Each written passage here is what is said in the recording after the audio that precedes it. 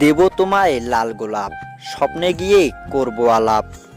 বলবো খুলে আমার কথা, আছে যত মনের কথা।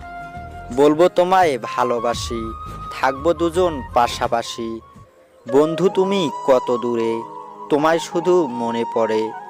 একটু যদি সময় পাও, মিষ্টি একটা এসএমএস দাও। জানি তুমি অনেক বিজি, চেষ্টা করলে সব ইজি। হতাম যদি পাখি আমি, চলে যেতাম উড়ে। গাছের ডালে বসে তোমায় দেখতাম মন ভরে।